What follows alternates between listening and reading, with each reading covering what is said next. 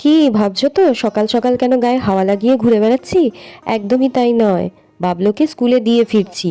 নিজের মুখটাও একটু তোমাদের দেখিয়ে দিলাম, এরপর তো কাজে লেগে পড়তে হবে। স্কুল থেকে এসেই লেগে পড়তে হয় ঘর গোছাতে, না হলে ঘরগুলোর যা দশা থাকে সেগুলো আর চোখে দেখা যায় না। ছোট বাচ্চা ঘরে থাকলে ঘর তো এলোমেলো হবেই, আবার সেই মতো গুছিয়েও ফেলতে হবে, কিছু করার নেই। তবে অনেক হয়েছে এবার ঘর গোছানো, যাই এবার রান্নার দিকে, না হলে আর সময় মতো খাবার পেটে দিতে পারবো না। তাহলে রেসিপিটাও তোমাদের সাথে শেয়ার করে নেব। আজকে রান্না করব পার্শে মাছের টেলটেলে ঝোল। যারা তেল মশলা খেতে পছন্দ করো তারা কিন্তু এই রেসিপি থেকে দূরে থেকো। তেল খেয়ে খেয়ে গায়ে বড্ড তেল বেড়ে গেছে, তার জন্য কম তেলেই রান্নাটা করব। মাছ ভাজার পর যেই তেলটুকু ছিল তার মধ্যেই জিরে আর কাঁচা লঙ্কা ফোড়ন দিয়ে দেব। 5 পিস আলু ছেড়ে দিয়েছি। আলুটাও যত কম খাওয়া যায় তত ভালো, না হলে দেহটাও কেমন আলুর মতো হয়ে যাচ্ছে দিন দিন। তারপর দিয়ে দিচ্ছি একটু বেগুন। একটা বাটিতে নুন, হলুদ, কাশ্মীরি লঙ্কার গুঁড়ো, জিরে গুঁড়ো দিয়ে 0.5 ঘন্টা মতো ভিজিয়ে রেখেছিলাম, সেই মশলাটাই দিয়ে দিলাম। এটাই কিন্তু এই মাছের ঝোলের মেন মশলা। মশলাটা কষে গেলে জল দিয়ে ফুটতে দেবো কিছুক্ষণ।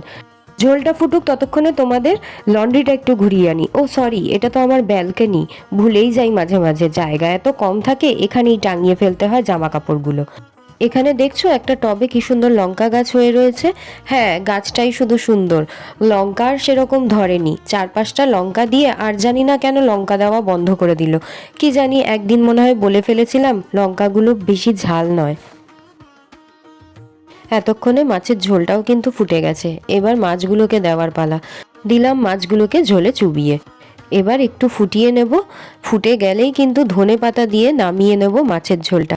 যারা যারা শরীরের তেল কমাতে চাইছো তারা কিন্তু অবশ্যই এইভাবে রান্নাটা করে আমায় জানিও কেমন লাগলো। কি করছিস রে? হ্যাঁ, এই যে দেখে নাও, আরেকজন সোয়েটার পরবে না বলে কি লাফালাফি। বাবলোকে আমি মাঝে মাঝে জিজ্ঞেস করি, তোর লেজটা তুই কোথায় রেখে এসছিস রে বাবলো? বেচারা সরল মনে বলে ফেলে দিদুন বাড়িতে।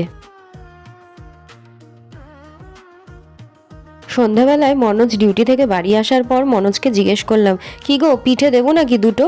কি বুঝতে কি বুঝলো কে জানে, দেখলাম মুখ কাচুমাচু করে দাঁড়িয়ে রয়েছে। মুখটা দেখে বুঝলাম বিনা কারণে ভয় পাওয়াটা অভ্যাসে গিয়ে দাঁড়িয়েছে। বললাম, খাবার পিঠে গো, পেটে দেয় যেটা। সেটা শোনার পরই এই হাসিটা বেরিয়েছিল।